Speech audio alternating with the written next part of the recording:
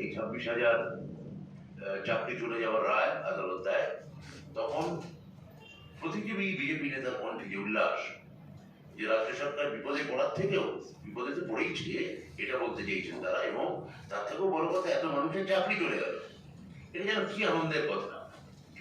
কথা হচ্ছে যে আজকেই এসএসসি একটা সাংবাদিক বৈঠক করে যে ন্যারেটিভ সেটেল করা হচ্ছিল যে এসএসসি নাকি অযোগ্যদের তালিকা আদালতে জমা দেয়নি।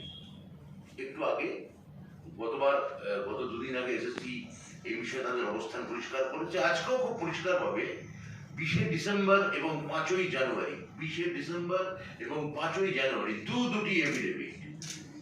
দুটি এফিডেভিট দিয়ে এসএসসি আজকে তার প্রেস কনফারেন্সে জানিয়েছে যে তারা কারা অযোগ্য চিহ্নিত করে, কারা যোগ্য তার মানে সেটাও চিহ্নিত করে তারা সেই তালিকা মহামান্য আদালতকে জমা দিয়েছিলেন।